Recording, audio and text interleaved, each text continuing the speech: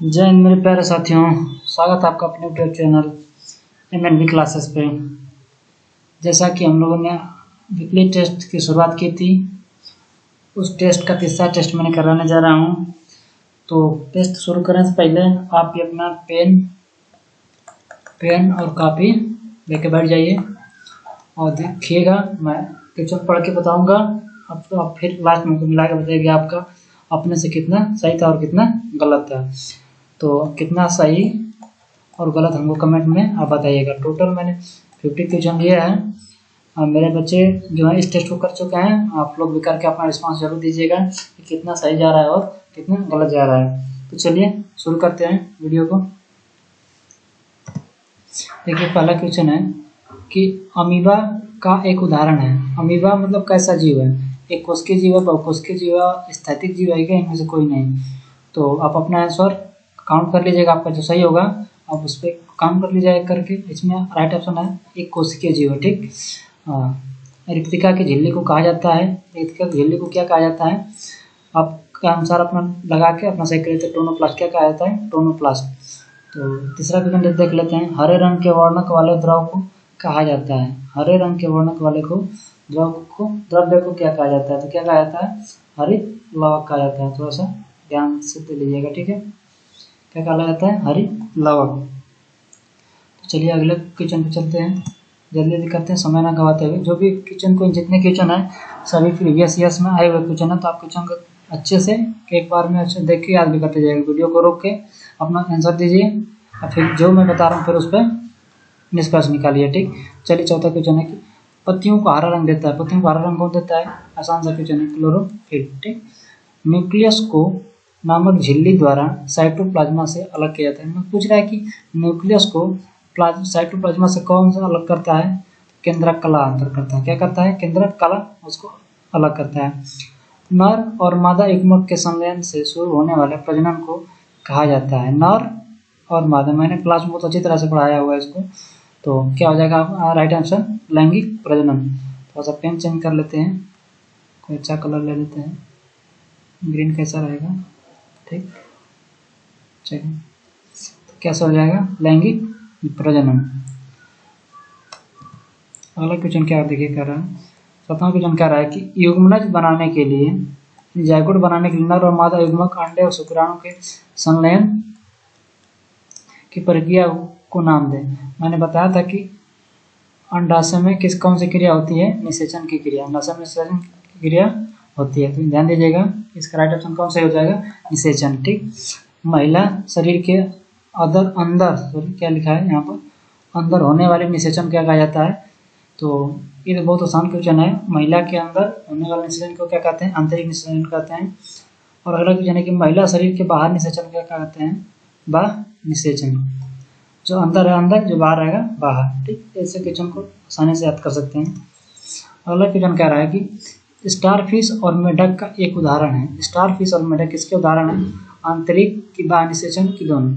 Starfish और मेढक क्या है? दोनों आंतरिक निषेचन के अंतर्गत आते हैं, ठीक है।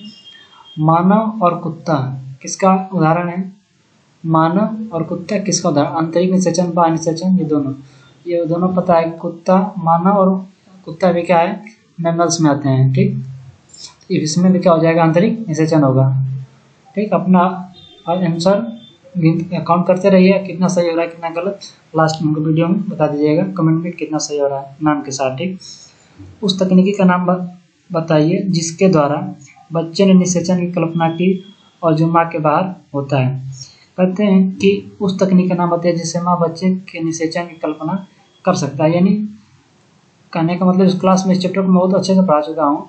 कैसे चेक किया, कैसे पता चलता है कि हाँ पेट में बच्चा है या नहीं है? तो बाहरी तरीके से, बाहरी विधि से, बाहरी विधि क्या बोलते हैं? टेस्ट ट्यूब बोलते हैं, ठीक। उससे चेक कर लिया जाता है कि, तो एक चेक करने की विधि है, तो ध्यान रखिएगा इसको अच्छे से। अगला क्वेश्चन है कि उन जानवरों का नाम बताइए जो युवा लोगों को जन्म देते हैं। युवा से याद रखिएगा कि मैंने उन जानवरों का नाम बताइए जो युवा लोग, बड़े बड़े जो बच्चे देते हैं उनको क्या बोला जाता है? जरा जानवर, ठीक। क्या? जरा जानवर, याद रखिएगा, जरा जानवर ऐसे हो जाएगा। उन जानवरों का नाम बताइए जो अंडे देते हैं। उन जानवरों का नाम बताइए जो अंडे देते हैं। जो अंडे देते हैं उनको अंडा ही बोलते हैं, आसानी से क्वेश्चन है, कोई दिक्कत नहीं है। थोड़ी सी आवाज़ में प्रॉब्लम आ रही होगी क्योंकि माइक की बैटरी है जो खत्म हो चुकी है। तो चलिए देख रहे हैं 50 नंबर। कठोर परिवर्तनों के माध्यम से वयस्क में लार्वा परिवर्तन को क्या कहते हैं? तो कठोर परिवर्तन के माध्यम से एक वयस्क लार्वा के परिवर्तन को क्या कहा जाता है? इस क्वेश्चन का तो रट्टा मार लीजिए कि मोटा मोरकोसिस होता है। क्या होता है? मोटा मोरकोसिस होता है। राइट ऑप्शन ये याद रखिएगा, मोटा मेटामोरकोसिस। ध्यान से नाम को पढ़िएगा। आइए देखते हैं 16 नंबर कह रहा है प्रजनन के प्रकार का नाम बताइए जिसमें केवल एक ही माता पिता शामिल होते हैं, उनको क्या कहते हैं? जब एक ही, या तो माता हो या पिता हो, तो उसकी किसमें आ जाएगा? अलैंगिक प्रजनन में आ जाएगा। ध्यान से, क्योंकि अब क्लियर होता जा रहा है, क्योंकि जो क्वेश्चन करा रहा हूँ ना, जो थ्योरी मैंने बताया है वो क्लियर हो रहा होगा। ठीक, इसमें ज़्यादा क्वेश्चन आप लोग कर ले रहे होंगे। प्रजनन की विधि का नाम बताइए जिसमें कलियों से नए जीव विकसित होते हैं। पूछ रहा है कलियों से नए विकसित होते हैं, उसको क्या बोला जाता है? मुकुलन बोला जाता है। क्या, किससे होता है? मुकुलन से होता है। और पूछ रहा है क्या कि हाइड्रा और ईस्ट का किसका उदाहरण है? हाइड्रा और ईस्ट किसका उदाहरण होता है? आपका मुकुलन का होता है। किसका? मुकुलन का। याद रखिएगा। अगला क्वेश्चन देखते हैं। प्रजनन के प्रकार का नाम बताइए जिसमें एकल कोशिका दो हिस्सों में विभाजित होती है। प्रजनन के प्रकार बताइए जिसमें एकल कोशिका दो हिस्सों में डिवाइड होती है। तो द्विखंडन। क्या करेंगे? दो है तो द्विखंडन की क्रिया होगी। ठीक, याद रखिएगा इसे। अमीबा एक उदाहरण है। किसका? अमीबा किसका है? द्विखंडन का उदाहरण। इसके वो याद रखिएगा। अब पूछ रहा गाय, कुत्ता, मानव किसका उदाहरण है? गाय और कुत्ता किसका उदाहरण है? जरा इस जानवर के एग्जाम्पल है हम लोग। ठीक है, तो इसको याद रखिएगा। लार्वा से वयस्क में परिवर्तन को कहा जाता है। अभी मैंने एक क्वेश्चन रिपीट हो गया है शायद। तो लार्वा से वयस्क मतलब जवान होता है। जवान होने का मतलब बड़े शरीर बनेगा तभी जवान बोलते हैं। तो काया मतलब क्या होता है? शरीर। तो काया पलट, ऐसे करके याद कर लीजिएगा इसको। ठीक, कीटों में काया पलट किसके द्वारा होता है? कीट हार्मोन के द्वारा। कीट में तो कीट हार्मोन के द्वारा काया पलट होती है। निम्नलिखित में से किसे कीट कहते हैं? तिलचट्टा, कटमल, चींटी, आलाद्वीप। तो तिलचट्टा भी किस में आता है? कीट में आता है। कीट पतंग में कटमल भी, चींटी भी। तो क्या हो जाएगा? आलाद्वीप आंसर इसका हो जाएगा। ठीक, पूछ रहा है कि मुर्गा है डान निषेचक, अंड प्रजनक, सजीव प्रजनक, अंतिक निषेचन। तो मुर्गा क्या है? अंड प्रजक। क्या है? अंड प्रजक। इसको थोड़ा सा याद रखिएगा। तो आसान क्वेश्चन थोड़े से हैं, लेकिन फिर भी क्या करना हम लोगों को ध्यान देना है ऐसे क्वेश्चन। अमीबा में किसके द्वारा जनन होता है? अमीबा में किसके द्वारा? तो मैंने पीछे बताया इसमें क्या होता है? द्विविभाजन होता है। क्या होता है? द्विविभाजन होता है। तो याद रखिएगा। जैसे देखिए क्वेश्चन घुमा घुमा के पूछ रहा है, तो आप दौड़ेगा मत, आराम से करिएगा। टेडपोलों में से अपर्याप्त बनाने से परिवर्तन अपूर्ण रह जाता है। इसके वजह से थायरॉक्सिन की वजह से क्या रहता है? पर वो पूरा नहीं हो पाता है। तो इसको थोड़ा सा क्वेश्चन रटने वाले हैं, तो इस क्वेश्चन को थोड़ा सा रट्टा मार लीजिए। ठीक, कर रहा है 28वां क्वेश्चन। निम्नलिखित में से किसे कौन सा अंडा यूज है? कौन सा अंडा है? मैंने अंडे से कौन इसमें से? इंसान, कुत्ता, गाय, मुर्गी। अंडा कौन देता है इसमें से? मुर्गी। तो आप ऐसे कुछ क्वेश्चन है जो कि आराम से कर सकते हैं। 29 क्वेश्चन कह रहा है कि टेडपोल के कयांतर के लिए पानी में मौजूद होना चाहिए। टेडपोल के कयांतर शरीर में परिवर्तन के लिए क्या जरूरी है? पानी में आयोडीन का होना क्या होता है? जरूरी होता है। इस चीज़ को थोड़ा सा ध्यान दीजिएगा। ये सब क्वेश्चन थोड़ा सा दिमाग में बैठाने वाले हैं, क्योंकि आप सोच ही नहीं सकते कि आयोडीन नमक होने की मात्रा होनी चाहिए। तो टेडपोल के लिए क्या जरूरी है? परिवर्तन के लिए आयोडीन जरूरी है। निम्नलिखित में से कौन सा प्लास्टिक नहीं है? कौन सा प्लास्टिक नहीं है? मैंने बताया था आपको उत्तक जब आया था तो क्लोरोप्लास्ट, परमोप्लास्ट, ल्यूकोप्लास्ट का तीनों का काम अलग अलग है। तो मैंने बता दिया था किसका भोजन बनाना, किसको कलर देना, ये सब किस पे डिपेंड करता है? तीनों तक। लेकिन आप इसमें देखते हैं एक राइबोसोम आ जा रहा है। ठीक, तो राइबोसोम का काम मैंने क्या बताया था आपको? राइबोसोम का काम, राइबोसोम क्या है? प्रोटीन की फैक्ट्री। राइबोसोम को क्या बोलते हैं? प्रोटीन की फैक्ट्री भी बोला जाता है।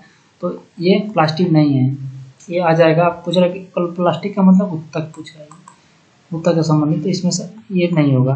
तो राइट ऑप्शन कौन आ जाएगा? राइबोसोम। इस ऑप्शन भी काट सकते हैं। ठीक, पूछ रहा है कि संचारी रोगों का सबसे आम वाहक है। संचारी मतलब संचारी जो रोग है आसानी से किसके द्वारा फैलता है? चींटी के द्वारा, घरेलू मक्खी, ड्रैगन फ्लाई मकड़ी। तो ये जो संचारी रोग होते हैं ज़्यादातर घरेलू मक्खियों की वजह से फैलते हैं, ठीक, क्योंकि यहाँ वहाँ बैठ के ये बैठ जाते हैं खाने होने पे हम लोगों के। अगला की जानकारी, फूल के नर भागों को कहा जाता है। फूल के नर भाग को क्या बोलते हैं? मैंने इसको बहुत अच्छे से बताया था, पिछले टेस्ट में भी था, स्टेमन। क्या बोलते हैं? स्टेमन, इसको याद रखिएगा। 33 नंबर क्वेश्चन कह रहा है कि एक फूल के आधार पर सूजा हुआ हिस्सा किसमें से फूल के बादल निकलते हैं तो उसको क्या कहा जाता है? उसको क्या बोलते हैं? थैलेमस बोलते हैं। इसको याद रखिएगा, क्या बोलते हैं? थैलेमस बोलते हैं। सब क्वेश्चन को थोड़ा सा ध्यान से देख के वीडियो को रोक के याद कर लीजिए। मेढक में श्वसन किस अंग द्वारा होता है? त्वचा द्वारा, क्लोम द्वारा, फेफड़ों द्वारा, उपयुक्त द्वारा। तो मैंने 3 चीज बताया था। मेढक किससे किससे सांस लेते हैं? मैंने बताया कि जब भूमि पे हो तो किससे लेते हैं? जब ये भूमि पर आता है तो मैंने बताया था कि फेफड़े से, और मैंने बताया था यही जमीन के अंदर यानी भूमिगत रहेगा तो किससे लेगा? त्वचा से। वहीं पर मैंने बता दिया था कि टेडपोल है, किससे लेगा सांस? टेडपोल आपको गिल से लेता है। किससे? गिल से सांस लेता है, ठीक। तो आइए देख लेते हैं। सबसे बड़ा स्तनधारी है, सबसे बड़ा स्तनधारी इसमें से पूछ रहा है। हाथी, डॉल्फिन, मनुष्य, ब्लू व्हेल। स्तनधारी तो सब हैं, लेकिन सबसे बड़ा कौन है? Blue whale. तो थोड़ा सा याद रखिएगा इसको।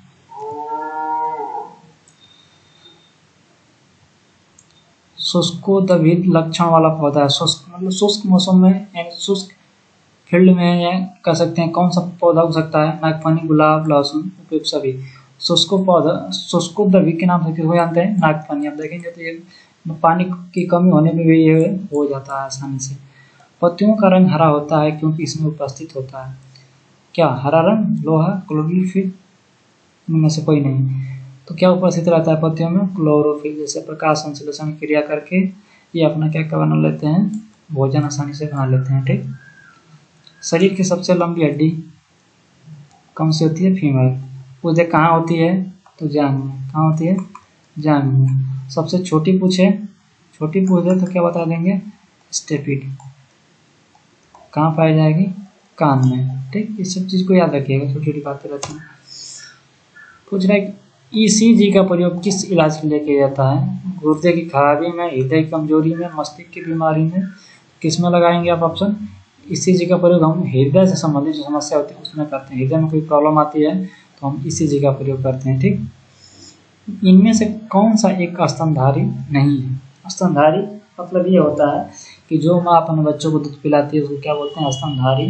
पूछा कि नहीं है, थोड़ा सा क्वेश्चन को ध्यान से देख लीजिएगा, क्योंकि गलती हो जाती है इसमें। तो इसमें कौन सा होगा? शार्क जो है किसमें आती है? मछली प्रजाति में आती है। तो मछली किससे शार्क जैसी है? मैंने बताया था गिल्स से, ठीक। इसको याद रखिएगा। तो इसमें स्तनधारी कौन नहीं है? शार्क मछली के समूह में आती है, मैमल्स में नहीं आती है। तो केसर बनाने के लिए पौधे का निम्नलिखित में से कौन सा भाग उपयोग किया जाता है? केसर पत्ती को यूज किया जाता है, पंखुड़ी को, बादल को, वर्तिकाग्र है, सॉरी यहाँ पे इसको वर्तिकाग्र बना लीजिएगा। वर्तिकाग्र पे केसर कहाँ बनता है? वर्तिकाग्र पे। इस बात को इसको थोड़ा सही कर लीजिएगा, कहाँ बनेगा? वर्तिकाग्र पे। पूछ रहा है कि मानव शरीर में रक्त का निर्माण कहाँ होता है? हृदय में। हृदय का काम क्या है? बस मैंने बताया था कि ब्लड को पंप करके पूरे शरीर में पहुंचाना। इस बात को बस याद रखिएगा। हृदय का बस काम इतना ही होता है। प्लीहा में नहीं, यकृत में नहीं, अस्थि मज्जा में। बताया था बोन मैरो में, ठीक। पूछे गए तो बोन मैरो लिखा रहेगा या अस्थि मज्जा लिखा रहेगा? तो ऑप्शन क्या लगा देंगे? बोन मैरो, अस्थि मज्जा। हृदय का काम है ऊतकों को ऑक्सीजन पहुंचाना। हृदय का काम क्या होता है? ऊतकों का भोजन पहुंचाना, ऊतकों से कार्बन डाइऑक्साइड ले जाना, अवशिष्ट पदार्थों का शोधन करना। अभी मैंने यहाँ बताया था, इसका डी ऑप्शन लिख लीजिए। रक्त का पूरे शरीर में पहुंचाना, ठीक। तो अपन राइट ऑप्शन में पीछे अभी ऊपर बताया कि हृदय काम क्या होता है? रक्त को फेफड़े तक, पूरे शरीर में पहुंचाना। तो राइट ऑप्शन क्या हो जाएगा आपका डी वाला। ठीक, शरीर में हीमोग्लोबिन का कार्य होता है।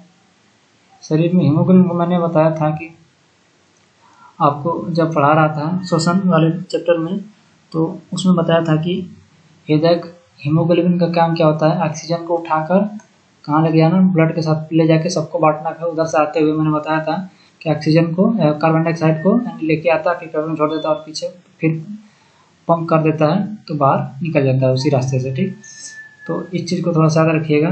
कैसा करेगा, ऑक्सीजन का संवहन करता है, यानी किसको ढोता है, ऑक्सीजन को ढोता है। तो इस चीज़ को याद रखिएगा। प्रकाश संश्लेषण एवं शोषण दोनों के लिए आवश्यक होता है। प्रकाश संश्लेषण भी कर रहा है और शोषण दोनों के लिए भी कर रहा है। तो थोड़ा सा याद रखिएगा, जब दोनों की बात करेगा तो हम क्या लगाएंगे, फाइटोक्रोम। फाइटोक्रोम फाइटोक्रोम को लगाएंगे आंसर।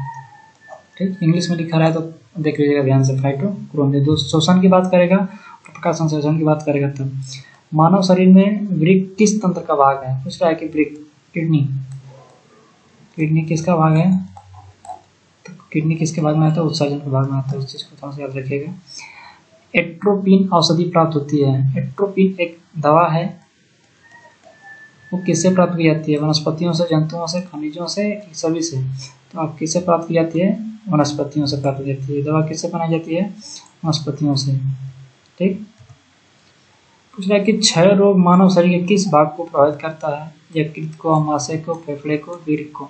तो क्षय रोग जो होता है वो किसको प्रभावित करता है, फेफड़े को। किसको, फेफड़े को। तो जो अंतिम क्वेश्चन है, मानव शरीर में रुधिर के निर्माण का स्थान है। मानव शरीर में रुधिर का निर्माण कहाँ होता है, फिर क्वेश्चन घुमा के पूछ रहा है कि प्लीहा में, हृदय में या यकृत में। तो इसका राइट ऑप्शन क्या हो जाएगा, अस्थि मज्जा, बोन मैरो। ठीक, बोन मैरो। इन सब बातों को ध्यान में रखिएगा। तो जैसा कि मैंने टेस्ट का मैंने सॉल्यूशन करा दिया, कंसेप्ट में पढ़ाई दिया हूँ, फिर से मैं कंसेप्ट लेकर आ रहा हूँ। तो इस जिनको दिक्कत हो रही है करने में तो टेंशन न ले, मैं एक चैप्टर वाइज सभी चैप्टर को ख़त्म कर दूंगा, फिर वहाँ से क्वेश्चन कराऊंगा, फिर आपको भी आसान लगने लगेगा। तो आई होप आपको ये सारे क्वेश्चन कर लिए होंगे। तो आप जितना आपका क्वेश्चन सही हुआ है, 40 सही हुआ है, कितने में से 50, तो उसको ऐसे लिख के आप हमको जरूर बताइएगा, अपना नाम लिख दीजिएगा। ठीक, यहाँ पर कितने में से कितना सही है जरूर कमेंट बॉक्स में जवाब दीजिएगा। और ऐसे टेस्ट के लिए चैनल पर जुड़े रहिए, जाना जाता हो चैनल को शेयर करिए और सब्सक्राइब करवाइए, जिससे कि हम नवोदय विद्यालय सैनिक स्कूल विद्या ज्ञान की तैयारी को अच्छे से कर सकें और एक कंपटीशन बना रहे हैं। तो चलिए मिलते हैं अगली वीडियो में। जय हिंद।